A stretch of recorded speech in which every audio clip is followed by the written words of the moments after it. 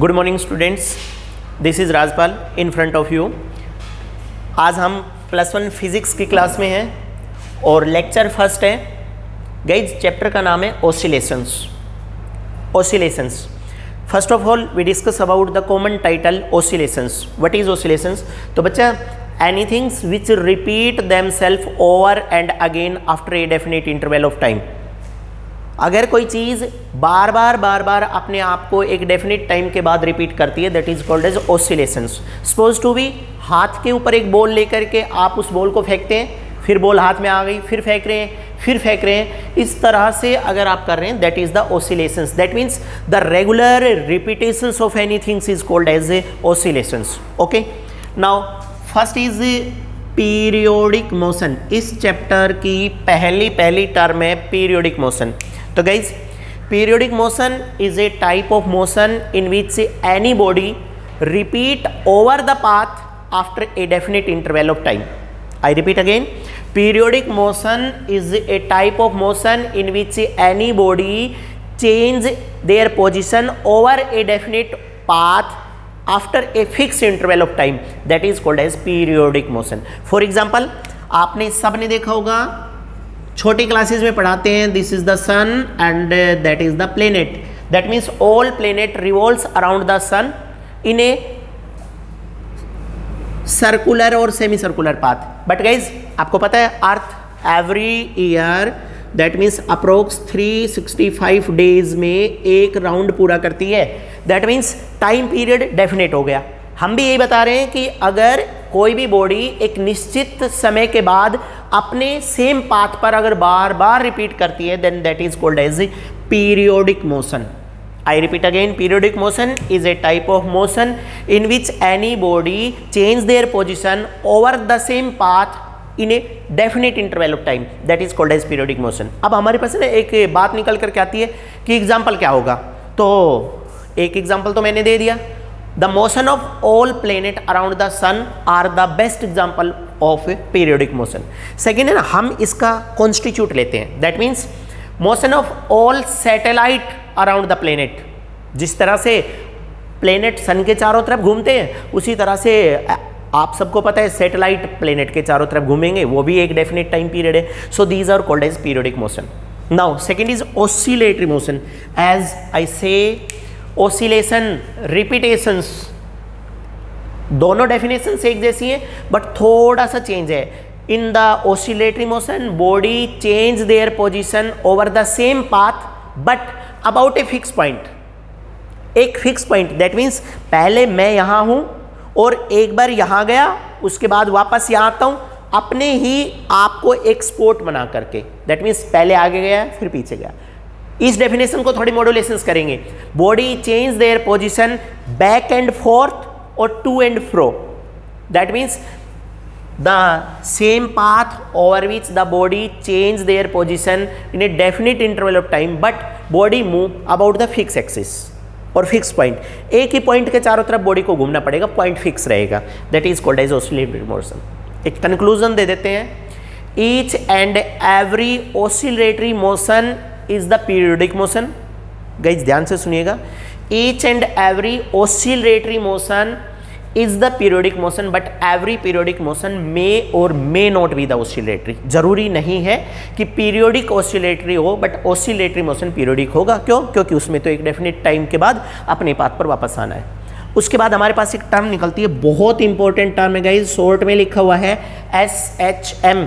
इसको अगर मैं एब्रीवेट करूं तो इसका मतलब है simple harmonic motion. Simple harmonic motion. तो guys simple harmonic motion is a type of motion in which acceleration adapt by the body is directly proportional to its displacement. Acceleration of the body is if directly proportional to its displacement, then that is motion और that type of motion is called as simple harmonic motion. So guys छोटी classes में आपने पढ़ा होगा, इस chapter के regarding छोटी छोटी टर्म्स है हमारे पास। एक बात आपके दिमाग में रहे, हम या तो सर्कुलेटरी मोशन को पढ़ेंगे या हम इस तरह के मोशन को पढ़ेंगे। इस पूरे चैप्टर में हमारे पास ये वाली पिक्चर रहेंगी दोनों, point A and point B.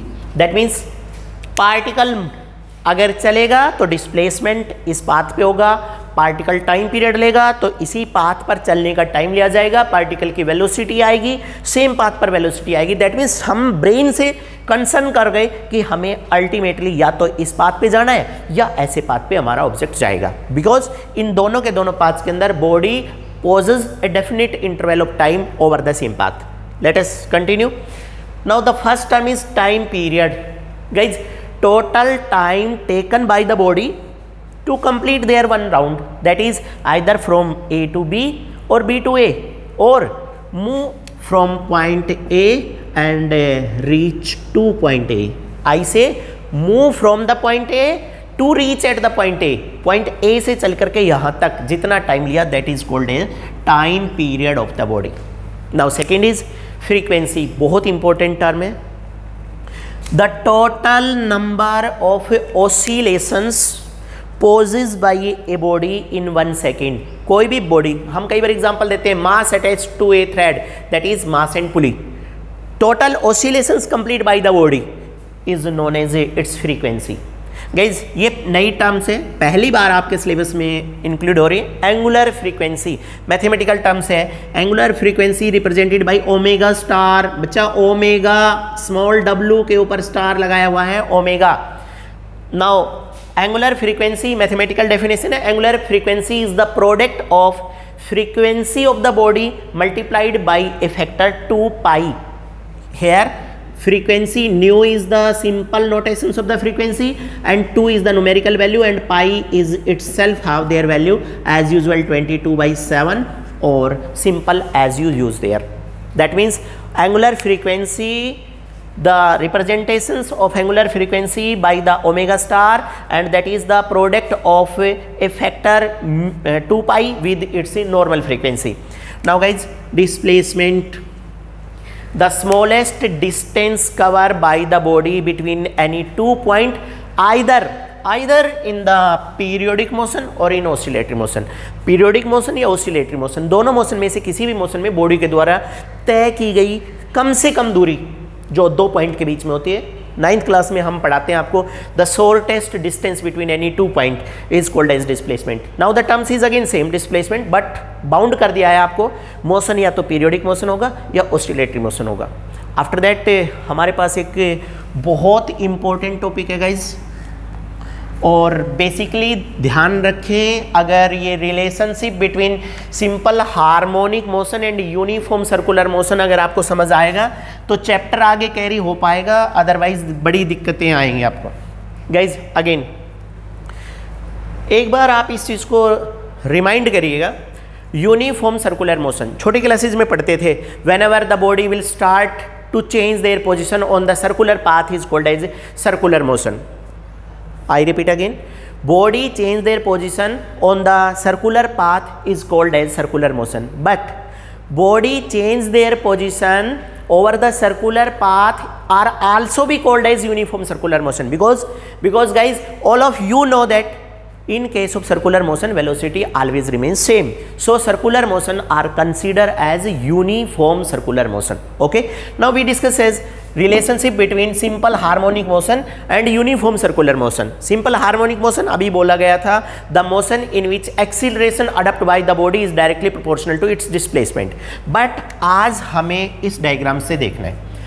मैंने आपको पहले भी बोला था, एक बात ध्यान रखें, इस चैप्टर में आप फ्री हैं, generally displacement D R x S H L, इनमें से किसी भी चीज़ से कहीं भी नोटेट कर सकते हैं। Some time person to person ये सारी चीज़ें वेरिएबल है। कुछ टीचर डिस्प्लेसमेंट को इनसे डिनोट करते हैं, कुछ बुक, और कभी कभी स्पेशल नोटेशन वाई से भी प्रेजेंट किया जाता है डिस्प्लेसमेंट को।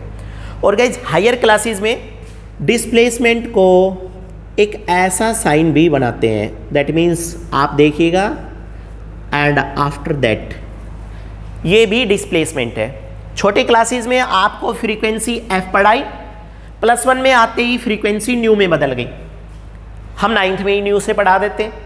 इसी तरह से +1 में पहली बार आपका इंट्रोडक्शन हो रहा है ऑसिलेटरी मोशंस के अंदर डिस्प्लेसमेंट।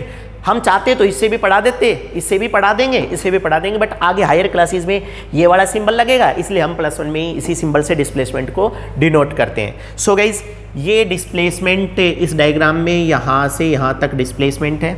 आप एक बार प्लीज़ इस डायग्राम को बहुत ध्यान से देखिएगा कि क्या कहा जा रहा है। How the simple harmonic motion is correlate with uniform circular motion. That means simple बात, मैं आपसे सीधी बात करूं, आपकी बॉडी सर्कुलर पाथ पर चलेगी, आपकी बॉडी सर्कुलर पाथ पर चलेगी, बट आपको उसको कोरिलेट करना है यूनिफॉर्म सर्कुलर मोशन को सिंपल हार्मोनिक मोशन से। Okay okay guys, be continue on the same topic. Suppose initially our दूसरा डायग्राम दे रहा हूं मैं आप लोगों को एक fresh. Suppose these are the two axes. This is x-axis and this is y-axis. This is the central point. Complete करिएगा, x के अपोजिट x डैश, y के अपोजिट y डैश। बच्चा ध्यान से देखिएगा, डायग्राम कंप्लीट होने के बाद एक जैसा सा नजर आएगा। Initially our body is at a x. The body have the mass m. Now body will start to move from x to y. That means body will follow the uniform circular motion, but whenever body will start to move over the circular path, can that body be follow the condition of simple harmonic motion? If we are able to correlate the uniform circular motion with simple harmonic motion, that is our aim. So first of all body will start to move from x and move to y. Basically आप बिल्कुल simple तरीके से समझिएगा, body आपकी x पे है और इधर सामने से अगर लाइट आ रही है तो बॉडी x की शैडो O पॉइंट पर होगी। But whenever our body suppose to be, body थोड़ा सा ऊपर गई तो शैडो आएगी हमारी इधर, थोड़ा और ऊपर गई तो हमारे पास शैडो इधर आ जाएगी, थोड़ा ऊपर गई तो यहाँ, और अल्टीमेटली बॉडी यहाँ। इट मीन्स साफ सुथरे शब्दों में whenever body move x to y, then shadow move from O to y. I repeat again, when body move from x to y, जब बॉडी x to y जा रही है circular path पे तो शैडो जा रही है O to y. Whenever body start to move downward from y to x, then body is there, now shadow is there, body is there, shadow is there, body is there, shadow is there. Ultimately body reach at x dash. Now again the shadow comes at O. Second, when body move from y to x dash, then shadow move from y to O. Similarly from x dash to y dash, then shadow move from O to y. When again body move there, that means from y dash to x, then body move in this path and shadow move on this path. It means conclusion, जब हमारी body x to y, x dash y इस path पे ऐसे घूम रही है, उस पूरी कंडीशन में हमारे पास यहाँ से देखिएगा ये O है। अब मैं बोलूँगा उसके साथ, whenever body move from x to y, then shadow move there. When body pen नहीं हटेगा, when body move from y to x dash, then body move there. When body move from x dash to y dash, then there. When body move from y dash to x dash, then there. It means whenever simply body make a complete cycle, then the shadow will start to make the complete oscillations is there. It means whenever any body at any place will follow the uniform circular motion, then ultimately that will constitute about their mean path or up and down. It means that make an oscillation. Hence we say there, whenever any body start to make a complete round on the uniform circular motion, then about their mean position that makes complete oscillation. This is the relation between uniform circular motion and simple harmonic motion. I hope आपको समझ आ गया होगा। अगर किसी की कोई भी problem है, then please कमेंट बॉक्स में आप मुझे मैसेज करें। Thank you.